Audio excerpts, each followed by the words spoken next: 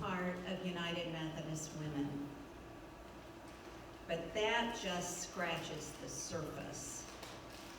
After receiving her master's degree in sociology, Mary began 36 years of teaching sociology at Houghton University in Western New York. She went on to get her PhD from the prestigious Johns Hopkins, and then returned to teaching. As many of you know, teaching can give you the luxury of a summer, and in 1986 and 1987, she went to Japan to teach conversational English. And after these experiences, she took an 8-month leave of absence from Houghton and traveled to Korea, where she experienced the Asian culture. And she loved it and continued to go back to Korea each summer for the next 30 years. Spring breaks gave her more opportunity. She taught a course on Puerto Rico at Houghton and went to Puerto Rico with a group of students living in the homes of folks that lived there. Christmas break, after moving to California, she taught at Point Loma Nazarene University, teaching about Israel, and again traveling to that country until it became unsafe for her and her students to be there. She has helped doctoral students, she's been published, and contributed to the overall understanding of the Asian experience. She is now teaching Korean missionaries who are candidates to be in New Zealand, and she is teaching them all about New Zealand. So you see, you only thought you knew Mary. It is with a great deal of affection and an honor to present to you Dr. Mary Conklin.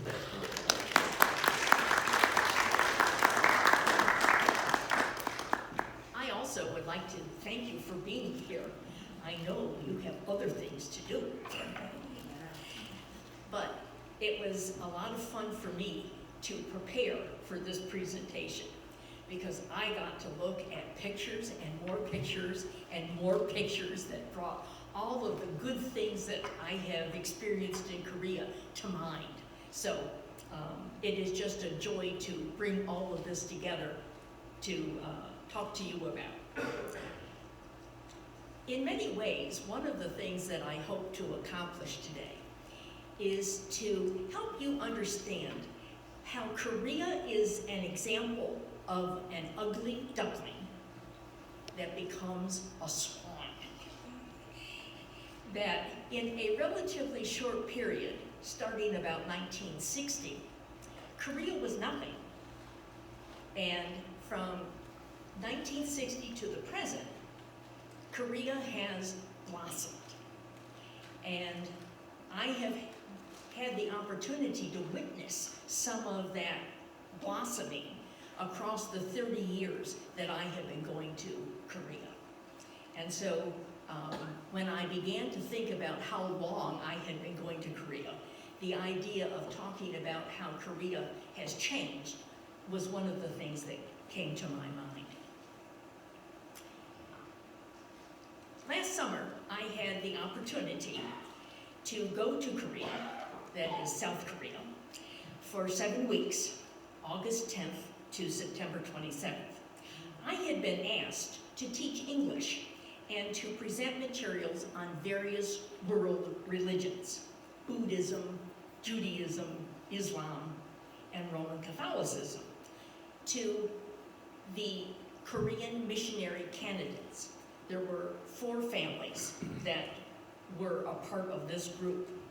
It had been several years, maybe 15, since I had actually taught English. I had gone to Korea to tell people about how you learn a culture, but I hadn't really been teaching English for a number of years.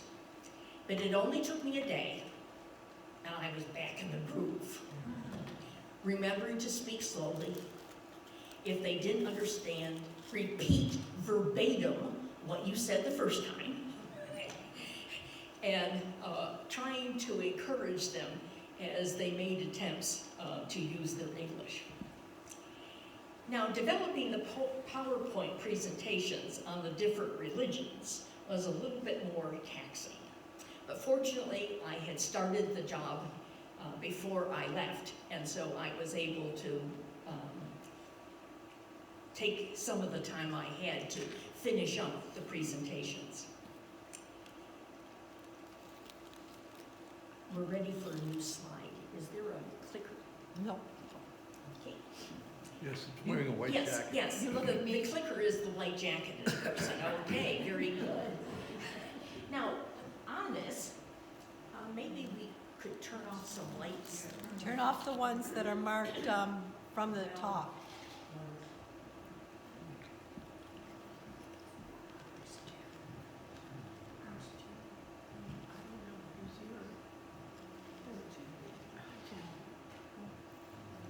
There you go. Yeah, now you got it. Yes, thank you. Now, the various yellow dots on this map are the different places that I have had the good fortune to visit. Now, down here at Mopo, I have been invited to speak at a church. And so Sunday morning I went to my church, and then I went and got on a train. And 4 hours later, I arrived in Mopo. And then Daegu and Busan. I had a student who lived in Busan, and he invited me to come down for the day, and he would take me sightseeing. So I went to the airport, got on a plane, flew to Busan for the day. I had never gone on a plane for just a day of sightseeing, but you know, it's important to have new experiences.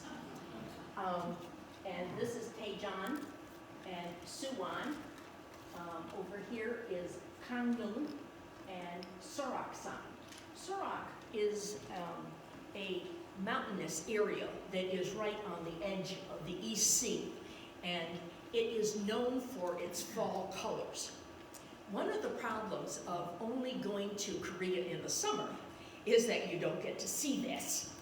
And so I am going to take it on the word of various people that it is a sight to behold. But the leaves turn red and yellow and orange, and so it's a very pretty scene.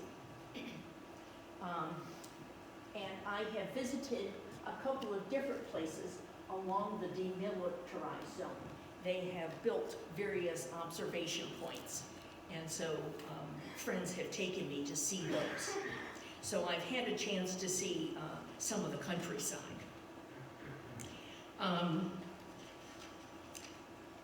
Now, as I have traveled around, I did it for speaking engagements, sometimes being invited out to dinner, more locally, groups of people, we would go to the movies. In fact, last summer, I saw Top Gun. Now, what made viewing the movie particularly interesting was that we went at 9:30 in the morning. I was told that the tickets were cheaper. So, naturally, the group of us went to see Top Gun. Now, it wasn't just a matter of watching the movie. We had to each have a big bucket of popcorn and some soda. I wasn't sure that my stomach was equal to caramelized popcorn at 9:30 in the morning, but I did quite well. Students have taken me to amusement parks. I've also gone to various concerts, and I will show you one of the concert halls that I have been to. And what was a really interesting experience is one summer, in the group of homes that the missionaries resided in, they had one house that was unoccupied, and this was treated as the guest house. And they made me the hostess of the guest house. So when there were visitors, I would help them go sightseeing and get them lined up with what activities they wanted to do. So as you can see, I've had a variety of experiences in addition to teaching English and also talking to Koreans about how to learn culture. First, I want to talk about my teaching experiences this past summer, and then I will move to talking about my early experiences in Korea. If we can have the next slide. This is the airport, and this is where all the fun begins. As you can see, it's very modern and stylized, like a spaceship. And this is the inside that shows you how modern and up-to-date it is. To let you know about my involvement in missions, in 1990, I went for 8 months, and I helped with 2 intensive English programs, and I taught at Seoul Theological University. At the university, naturally, I taught some English, but I also taught social psychology and social welfare policy. Teaching social welfare policy was a little bit of a stretch, and I had to put in a fair amount of time. From 1991 to 1996, in June, July, and August, I would head to Korea, and I would help prepare the curriculum for the English for Ministries and Ministry program. And then when August arrived, I would teach in the 2-week program. And in addition to doing this from 1991 to 96, I took a year off in 97. I just needed a change of pace, but I resumed in 1998, and then I did a stretch from 2000 to 2008.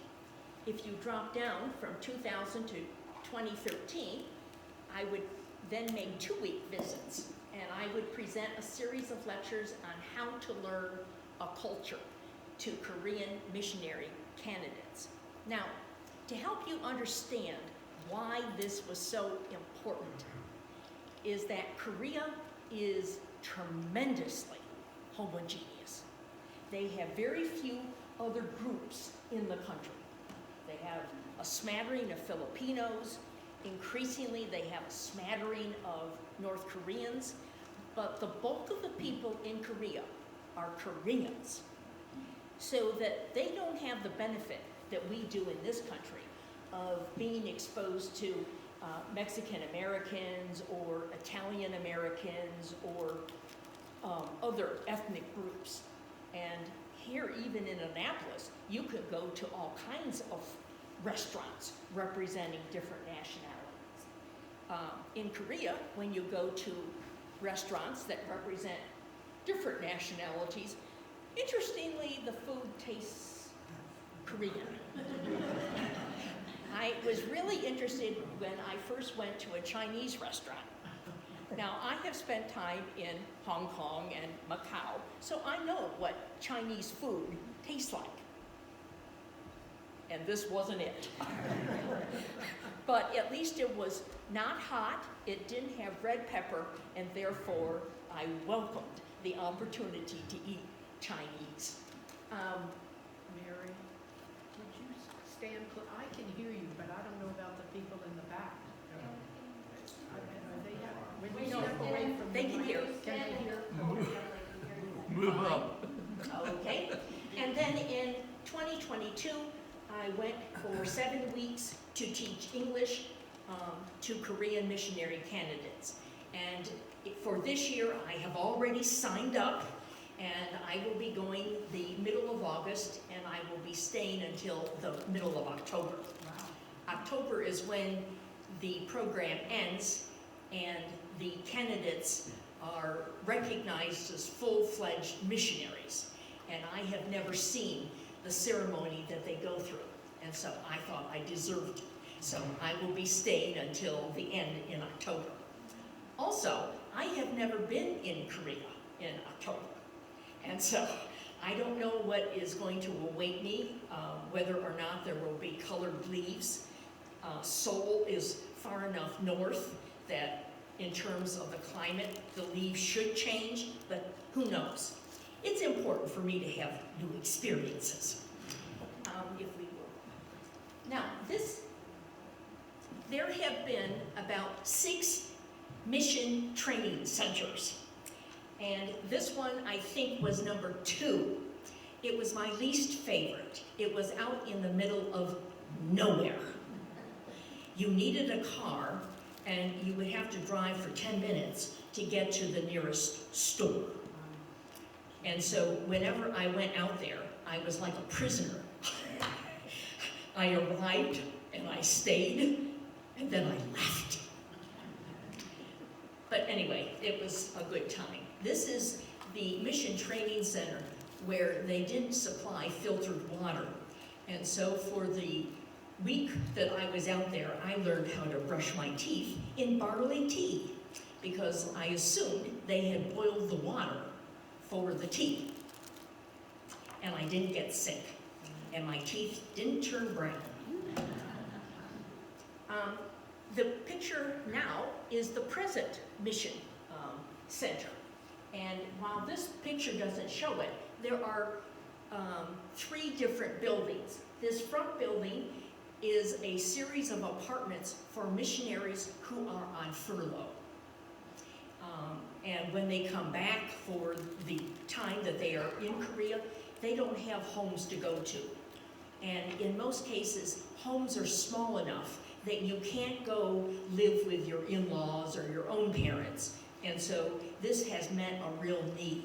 The other building is just another facility for furloughed missionaries. And the building you can't see at all is where this summer program went on. And I have included pictures that show you my room. I don't know if, yeah.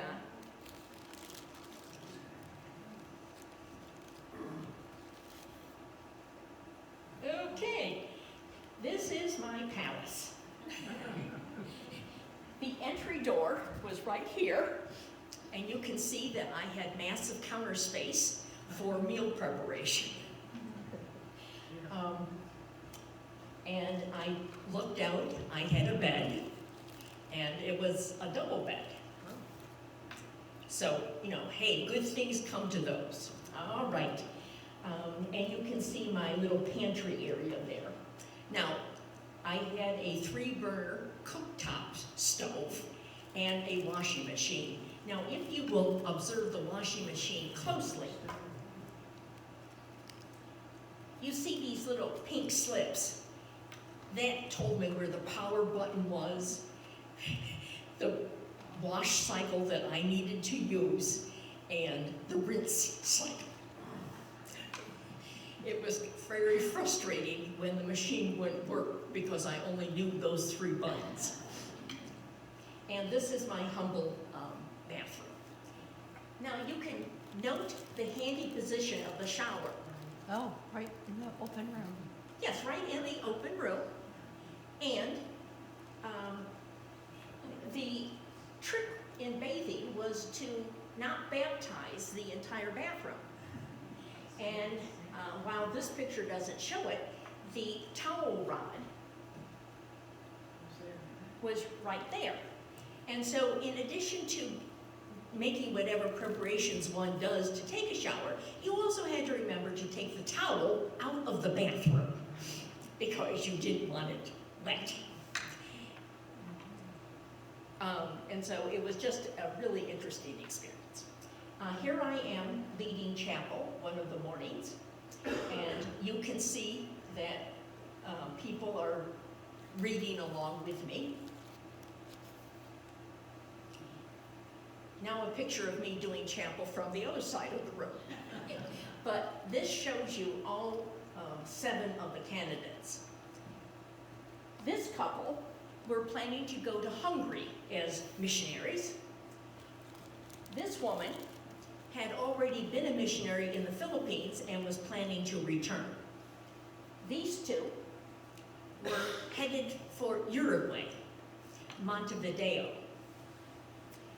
And these 2 we're headed to Japan. And so part of the reason that I did a presentation on Catholicism is for people going to the Philippines and Uruguay and even Hungary. They needed to know about Catholicism because they would be encountering it.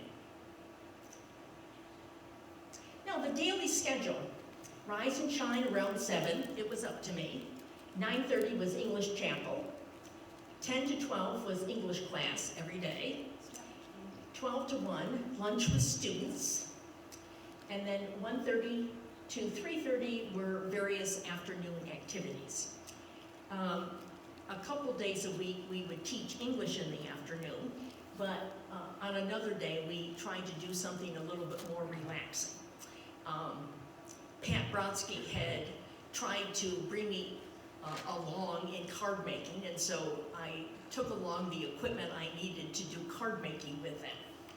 And I want to tell you, even the men made cards in Korea. And often we would play word games, which were quite popular. In addition to having classes, every now and then they would take us on outings. And this is a street market. And as you can see, the entire length are just these little markets. This particular market primarily sold food, household necessary items like brooms and curtains and chair pads and that type of thing. And this shows you a little bit more in a straight line what was available in this market. Now, I love going to these markets. You never know what you're going to find. But you also have to realize that smells accompany these markets, particularly when you go by fish markets. Now, another activity that they did is they had a barbecue one night. And I went outside finally to see what all they were doing, and this was the up-to-date, modern 2022 version of barbecue. And you can see their humble work area. And what was being fried was pork. And you would eat the pork inside a lettuce leaf, and you would put some other vegetables and rice and things with it. As I made reference, this summer I went to a movie, and we went to see Top Gun. And it was so important for them to go to see this movie that I was told that chapel would begin an hour early and that I would only have a half an hour. And you could see the watches were being, checked out to make sure I didn't go over. But I tried to be helpful. And then on another trip, they took us to Chinatown. And the next few slides just show you some of Chinatown. Now, these are the animals of the Chinese year. And so some of them were standing next to the animal that represented their birth month. My birth month is a rat. Just some more. And this is the ensemble group.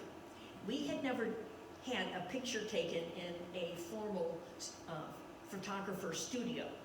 And naturally, they didn't tell me that this was part of the day. So this is a picture with me dressed the way I was. Adjacent to the Chinese area was this park devoted to the Korean War, and this is a statue of General MacArthur. If you are familiar at all with the Korean War, MacArthur at Incheon led the invasion that eventually beat back the Chinese and the North Koreans. And so this park is dedicated to what he had accomplished. And this is just another part of the memorial.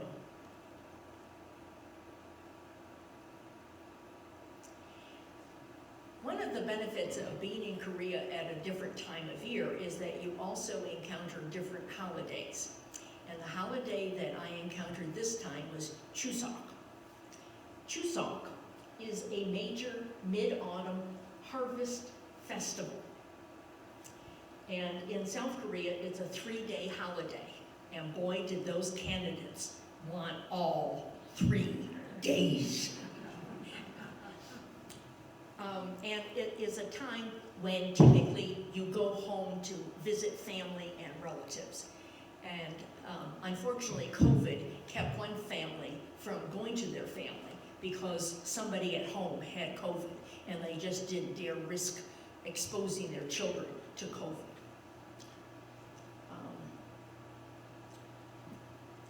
And you can read this, that people get new clothing and shoes especially prepared for the celebration of Chuseok.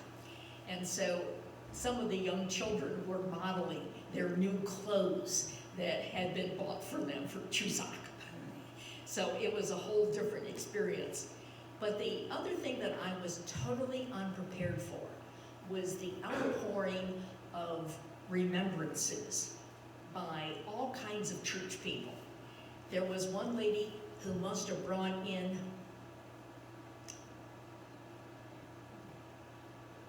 over 100 eggs, and they were flats of 18 eggs per flat.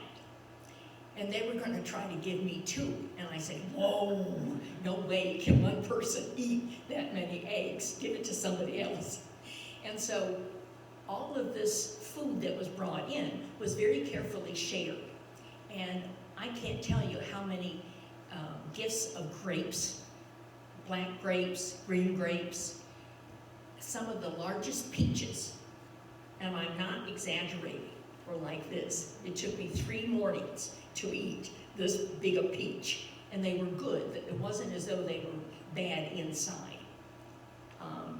Oh, and I got apples and some big pears. I don't like Korean pears. They're very coarse and have next to no flavor. They're very good for a fruit salad in that they fluff it up. Now, part of Chuseok is having a special dinner with your family. And one of the churches that I attend is a church that caters to North Korean refugees and some very understanding South Koreans, knowing that North Korean refugees had no family. This church then tried to be in place of a family. So on Sunday morning, after service, they prepared a Chuseok dinner. What you see being mixed in the front here is japchae. It's basically a noodle with various kinds of vegetables, primarily carrot, some green onion, and some yellow onion. Sometimes it has meat in it. In a Tupperware bowl. Isn't it? Looks like, it Well, looks it like kind a of looks like it. Tupperware bowl. However, in Korea, they have their own brands, trust me. Okay. Now, here are some men frying up what I think were fish cakes. And they're fairly tasty. It's a light white fish that they use, and so it doesn't have any really strong fishy flavor to it. And I kind of enjoy fish cakes. This is a table, and you can see it is set Korean style with the chopsticks and the spoon. And there is a bucket of japchae and the fish cakes and some other a side dish, probably kimchi. But you will also see the several cups of red pepper. Red pepper, I think, is their middle name. Their middle name. In that seems to be omnipresent. And this is what the table finally looked like. You had platters down here of some fried zucchini and fish cakes, some japchae. I think that there was some more fried zucchini. And in the white styrofoam containers was what a North Korean would eat on Chuseok. And you see there was a gyoza pot sticker, I guess you could call them. And these were tofu that had been stuffed with rice. It is very ordinary food. But yet, when you saw the North Koreans eat it, you would think that it was manna from heaven.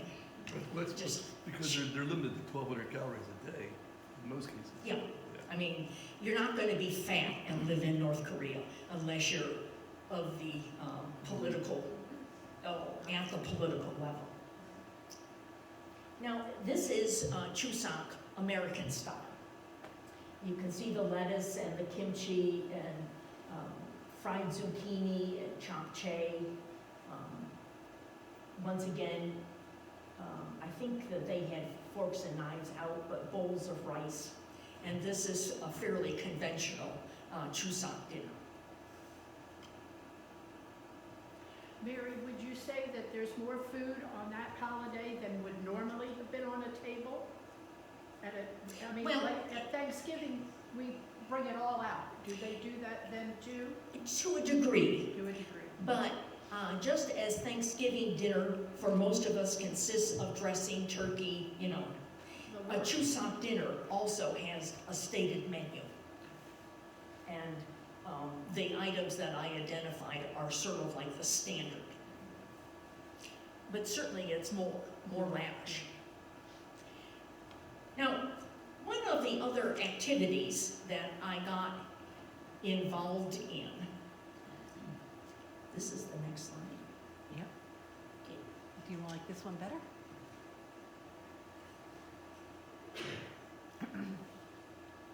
Are you looking for a particular slide?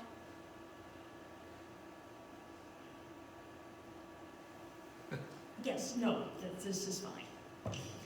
So this gives you an idea of what my summer consisted of. I found it very important to always be prepared for class because you never knew what they had planned for you. And many, many days I would come down and it would be announced that we were going to do this, or we would go out for lunch, or something else. And so it just meant that you had to be open and you had to be flexible. Now, to take you back to 1990 as we begin to get into this comparison, when I arrived early January, I didn't really have too much of an idea of what I was going to be doing. But they held an intensive 2-week English program in January, and it was called Adventures in English. And fortunately, they gave me the students with the best English. And this is one of our class periods. Sorry. This man eventually went to Harvard and did a PhD in theology. This man became a pastor. This man became a pastor. He is pastoring a church in Long Island. He was the one who took me to dinner so that his friend could check me out as a potential marriage partner. We all know how that went. Koreans had a very hard time knowing how old I was. And I don't know how old he thought I was. But I think I was old enough to be his mother. But in any case, I didn't get past yet. No, The other need way. to go back. Young lady. This woman came to the States and got a master's in music, and for a while she was the conductor of the UNICEF choir with children. She has a lovely voice, and whenever she has the opportunity, she is very willing to sing. I had not seen Felicia for 30 years, and I was able to see her this past summer. And we had arranged to meet by a subway stop. And in no time at all, I recognized her, she recognized me, and we were able to have lunch together, and then I met her husband and her children, and it was just a wonderful afternoon of catching up. And the conversation went on for about 5 hours. We were glad that the coffee house was lenient in letting us hang around, but it was just a wonderful occasion. This is another showing of students. This is Felicia, the woman who came to the United States to study music. This is Samuel Kong. When I went to Korea, they wanted to give me a Korean name because it's easier for Koreans to use your Korean name than your American name. And so my Korean name is Kang, which is my last name, off of Conklin.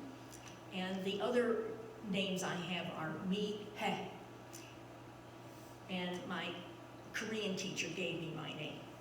And so Kang, you get the connection. And when time had passed, Samuel got married, and I was invited to that wedding. Now, these are the experiences that a sociologist lives for. And so,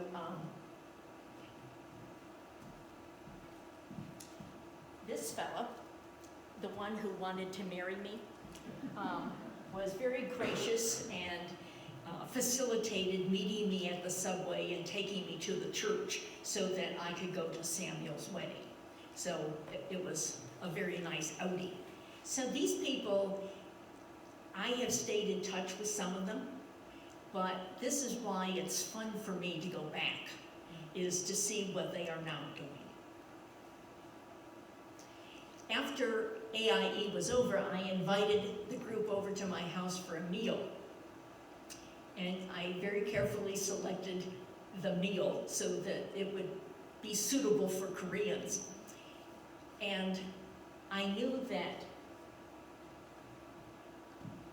this person and this person were theology, Masters of Divinity candidates. So I thought it would be nice to ask them to pray. And the rule of thumb is you always ask the oldest person. So I asked this fella to pray. And there was this pause. And he looked across at the man who was the oldest. And I saw this little head nod. And then he prayed. He was getting permission from the eldest to pray. And if I hadn't been paying attention, I would have missed the little head nod. But it was just, to me, one of those interesting things, that there are these rituals that they observe. One of the things that I had been told about Korea was that particularly Seoul was a city of churches.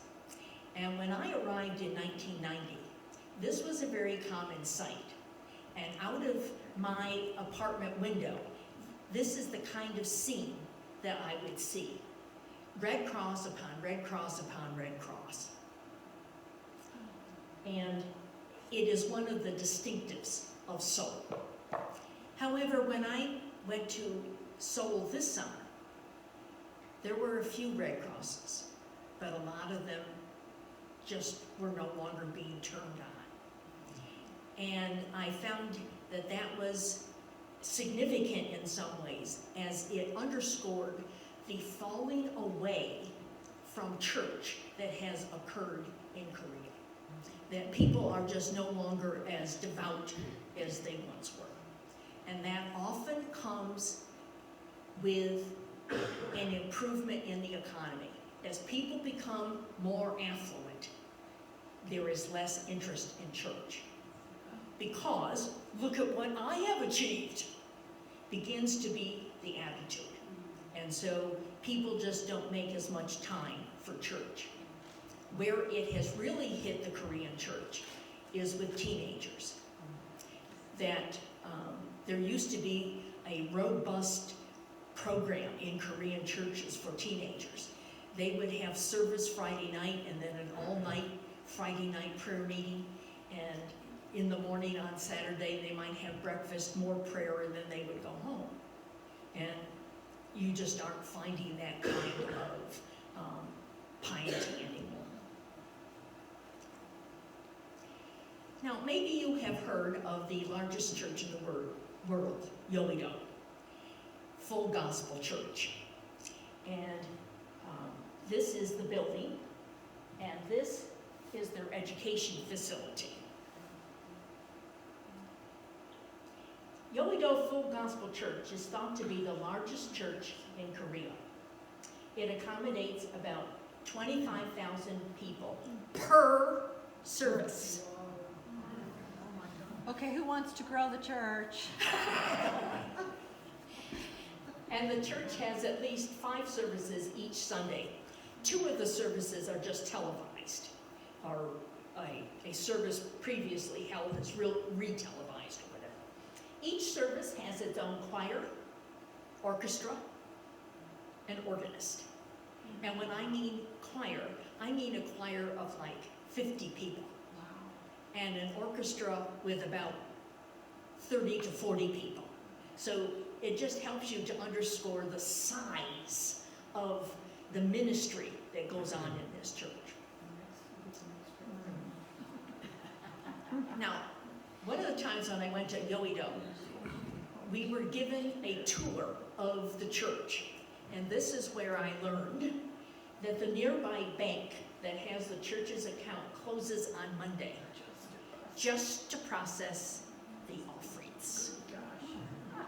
Now, for the service that I attended, they had this huge table down in front, just below the podium.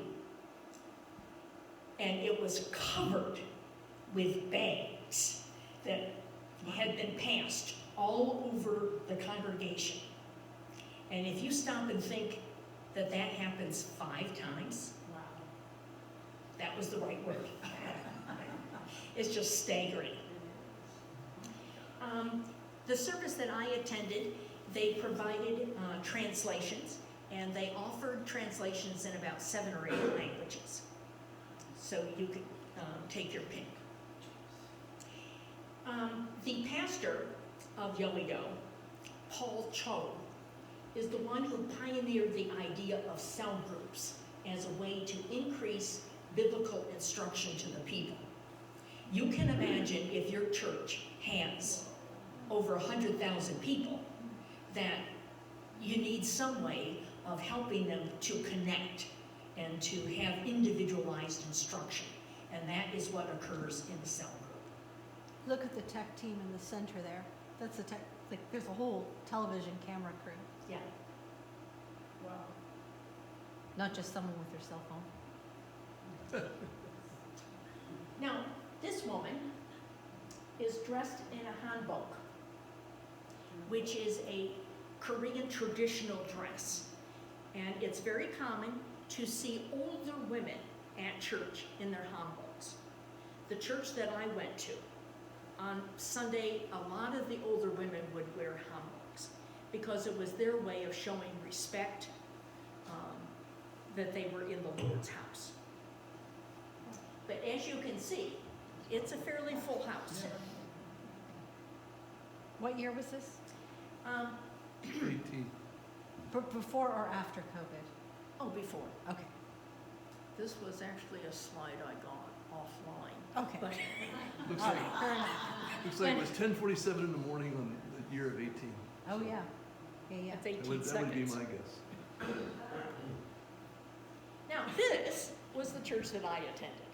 When I was in Korea for 8 months, I thought it would be nice if I went to a Korean church. And so they found a church fairly nearby that would allow me to worship.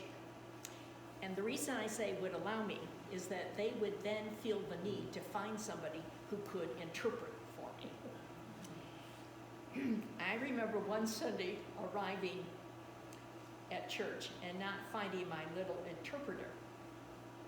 And so I went to sit down in the area where we typically sat. And I foolishly said to the usher, "Tell her where I am when she comes in." Now, naturally, I was the only blonde in church, so she wouldn't have had any trouble spotting me. But you can see how we make these assumptions. And typically in one of our churches, you would tell the usher, "I'm expecting a friend," you know, and you might describe the friend so the usher can then tell her where you are. Well, in this case, unnecessary. Now, one of the problems that a lot of people have who learn English as a second language is that they learn English socially. They don't learn academic English, and they certainly don't learn religious word English. There was one Sunday, he was preaching out of someplace in Revelation, and it was about the second coming of the Lord. And she finally, after a lot of silence and no interpretation, she finally leaned over him and she said, "I just can't interpret this." That's Revelation. And so, you know, fine, I just sat there. I know how to sit. And so, as you can see, this church is far from grandiose. Now, one of the other things you may notice is that this church has multiple floors in it. An awful lot of Korean churches are that way. They go up, they don't go out. And that is because space is so valuable. And so in this particular church, I think the sanctuary was on the second or third floor. It may have had an elevator, I don't know, but I always use the stairs. And on the landing, before you get to the sanctuary, there was always this big mirror. And I never could find anybody who could tell me why they had a mirror. But then I got thinking, if I had to ride a bus and a subway and a bus to get to church, I might want to make sure that my hat was on and that my clothing hadn't gotten messed up. And so that is as near as I can figure out to why they always had these mirrors. Because very few people drove. You primarily used mass transit. So it would be an undertaking. Now, this is the group that I taught English to. I had an English Bible class. And there were maybe another person or so in the little group. But this woman in front is the one who translated for me. Now, I never was quite sure what the sermon was about, but details, we don't get hung up. At least I had the scripture passage, and so you could read it on your own and kind of fill in some of the gaps. The other church that I have attended in Seoul is the Peace Church. And once again, this church is a little bit different. It is the 5th floor of a building that has a store on the 1st floor and other businesses on the other floors. And they were able to rent 2 or 3 rooms. And with some construction, they then turned this space into a sanctuary. And as I indicated, this Peace Church was established about 12 years ago, and it seeks to welcome North Korean refugees. One summer, I worked with a North Korean woman who was trying to pass her English entrance exam to go to university.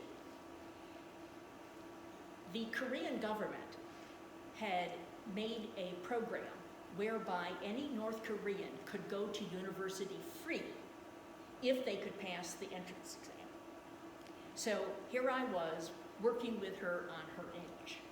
I was told that she passed and, went to university. So that was a good outcome. On several of occasions when I have attended this church, there were enough bilingual people, and the situation was just right, that North Korean women would tell how they came to be in South Korea. Mary, can you go Microphone. Sorry. That they would tell how they came to get to South Korea. And it is just a moving experience to hear those stories. It seems to take about 4 to 5 years to get out of North Korea and then cross China before they either go through Thailand or some other country before coming to Korea. The woman that spoke this summer had been in a North Korean prisoner camp and had managed to escape and was living in China. And Chinese get a bonus if they turn over a North Korean to the North Korean authorities. And so she was turned over and went back to prison, and she was able to escape a second time and eventually made her way to South Korea. Now, there are not a lot of details given, and so you have no idea of what happens to them in the transit from North Korea to South Korea. One woman that I heard her story had a son that was not part of her story, and I think that along the way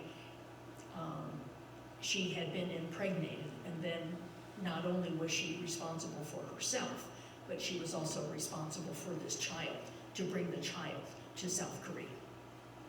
The woman I tutored told me that it had cost her $6,000 to make the trip.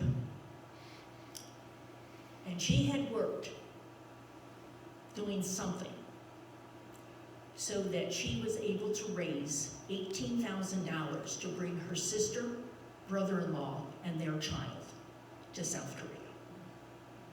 And so these are stories that I really can't comprehend. I understand their words, but I just don't know what it feels like to go through this kind of a transition. And the people at this church are particularly good at not being judgmental, of just accepting what is said, and are very patient as they work with people. Now, besides working at Adventures in English, which was held in the Korean Evangelical Holiness Church building, the building was very close to where the 1988 Olympics were held. Now, this was 1990, but there was still such an overwhelming sense of pride at what they had been able to do that the dream lived on. And these are a couple of the different venues that had been especially built for the Olympics. And this is the icon, the tiger, with the special little hat. And as you went through these venues, there would be posters and pictures of different parts of the games. And naturally, my picture had to be taken along with it, you know. And adjacent to the Olympic venue was the 63-story building. Now, there was great pride because at that point in time, this was the tallest building in Seoul. The man who designed it was a Christian. And if you have a somewhat active imagination, you can think of the building as representing praying hands. Yeah. And that is what was often associated with it. Now, the resurgence, or the surgence that occurred in Korea at the time of the Olympics was known as the Han River Miracle, because adjacent to the Olympic venues was the Han River.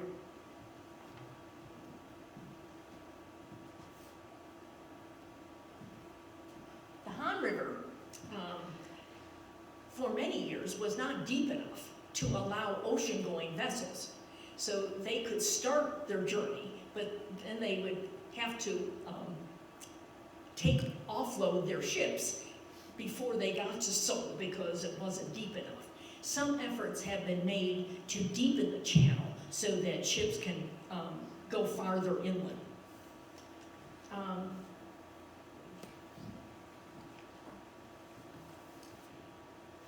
In that bend in the river was basically the the Olympic venue. I was just had a question about the population. Is it still around 26 million or is it more? Because, I mean, California actually has almost 40 million people now, even though they've lost hundreds of thousands. And New York is like about 20 million, so I don't know.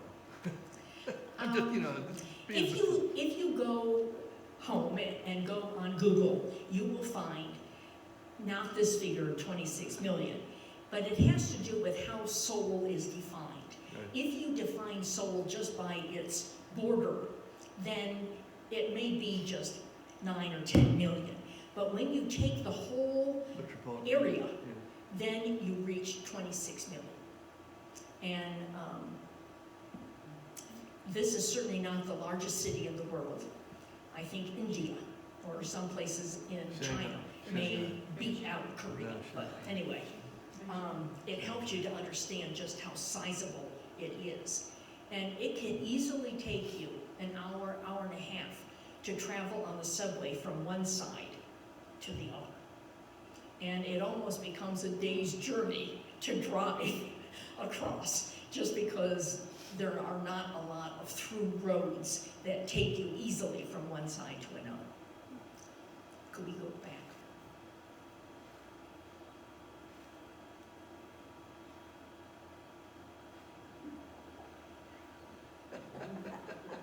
Back. Yep. Okay. This picture doesn't show it as clearly, but along here was built an Olympic highway. The Olympic highway ran from the airport to the Olympic venues. That was it. And they have built other roads like that. When they built the new airport at Incheon, there was a highway that just went from airport to downtown Seoul. And they didn't have any on-ramps or off-ramps. You would just travel from one point to another. Now, since then, as population has moved out of Seoul, they now have more off-ramps and on-ramps. But when they first built it, I thought to myself, you can't get off this place. And I just thought that was a bit strange.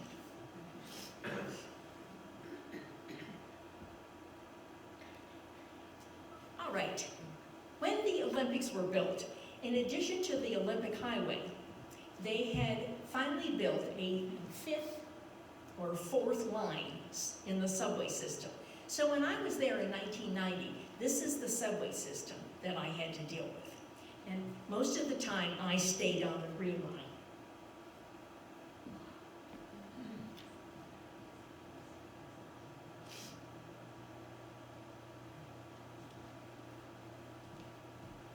I don't read upside down very well, but anyway. This one was a major, this was the first line that was built, and it just hit many of the major points in Seoul.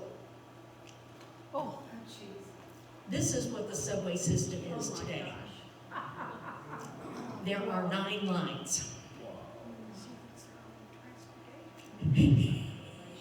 So when you want to go someplace, it takes a little looking at your subway map to see are the different subway systems that you need, and then where are the junctions where you can change from one subway line to the other. Mary, so when you got in the subway, were they also, it looks like that's English, not Korean, right? What are the words? Are they, what language? That is the Korean name in Romanized. So it's, yes, So you could read that, because yes. I saw when you came to the airport, you couldn't read anything.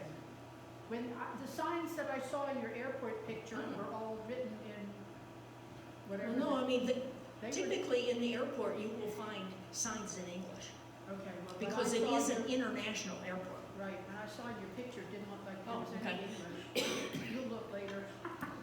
We have to come, I'm so sorry, Mary. There are certain things that you just generally know to look for in a subway. And so it's not that difficult to find your way around. The subways are very well marked. After having used the subway system in Seoul, I found the Washington metro system distinctly inferior. But one of the things that has come with the advances in technology is that it is possible to get a transportation card that you can use on buses, trains, and subways. And so as long as you have that card, you can just seamlessly go from one form of transportation to another. And for those of us who are visiting, it's just wonderful. Learning how to use the machine to put more money on your card required a lesson.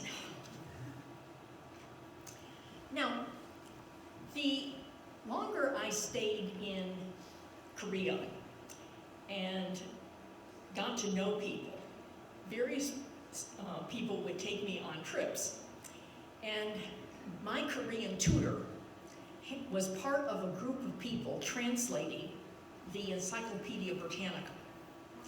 So sometimes when I would get together with him, he would ask me questions like, what's the difference between a village and a town? And what is a hamlet? We use those terms, but we don't necessarily have dictionary definitions. And so I always came out of these conversations feeling inadequate. But it is very characteristic in a work environment like he was in that they would go on vacation together, he and his other team members who were working on this translation job. And they invited me to go with them.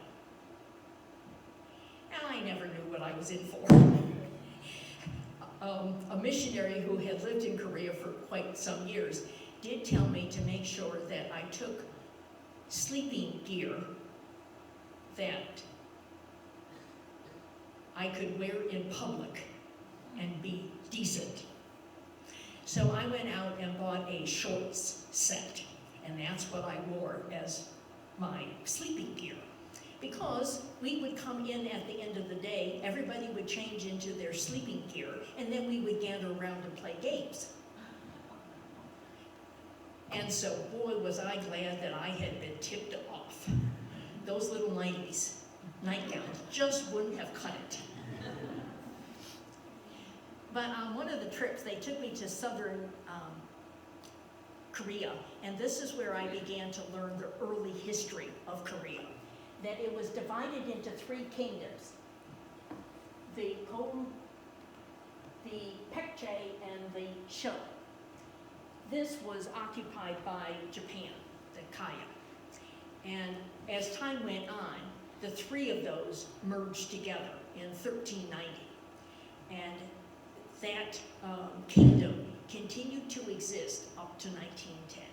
So it had a good succession of kings for it to have held together and for them to be able to repel invaders.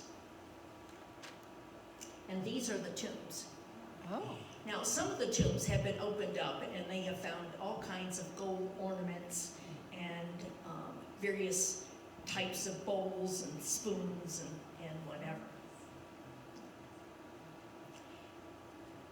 One of the sayings of a sociologist is if you really want to understand a country, you have to know its history. And so whether I had wanted this, from these trips, I was beginning to learn Korean history. Next slide.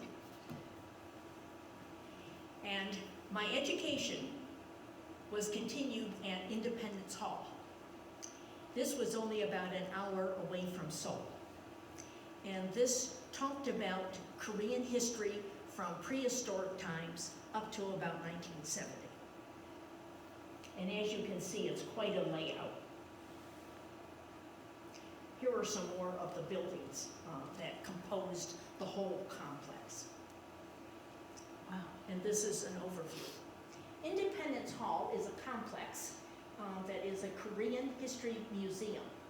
The tall stone structures that you saw, like wings, are a symbol of Korean resolve toward progress and reunification of the divided land. Now, reunification is not just a passing thought. When I was in Korea, every single Sunday, prayers were offered for reunification. And so this was something very alive to people. Forward, backwards. Backwards. No, where the written, I had the written material. Okay. The display of materials related to the period of Japanese rule taught me how repressive the time of Japanese control was from 1910 to 1945. Basically, in the period that Japan controlled Korea, the only development that occurred was what the Japanese needed to transfer items from Korea to Japan. They took over farms that had been in families for hundreds of years. Much of the rice production was shipped to Japan. People who had owned farms became peasants on their own farms, and they had to pay outrageous rents. And so during the time that the Japanese were in control, the Korean population just really suffered. They had to learn to speak Japanese. They would only allow Koreans to have an elementary school education. Only somewhere between a quarter and a third of Koreans could attend any given university because they didn't want the Koreans to outnumber the other students. And so this is thought of as a very black time. One of the issues that occurred during this time was the whole issue of comfort women. Close to 600,000 Korean women were taken to Japan to function as comfort women.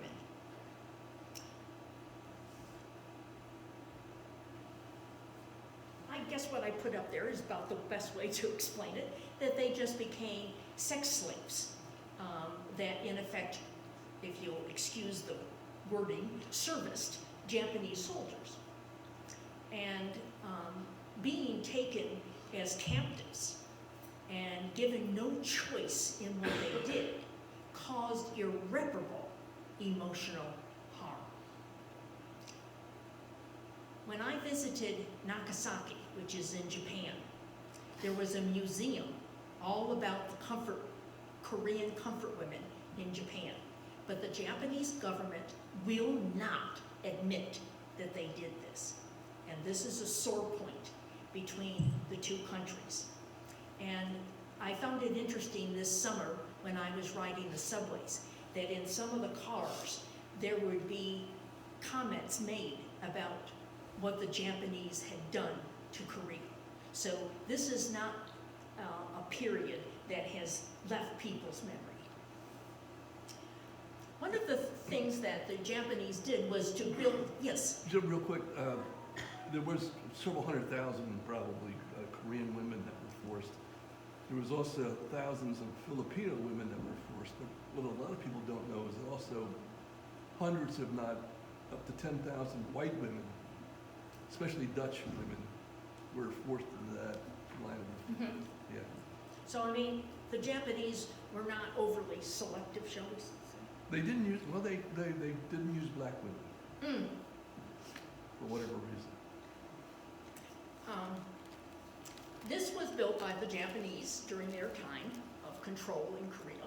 It was an administration building. When the Japanese left in 1945, naturally they left the building and it had become a museum. I had gone there. It was a folk museum, a fascinating place to visit because it dealt with everyday life type of things.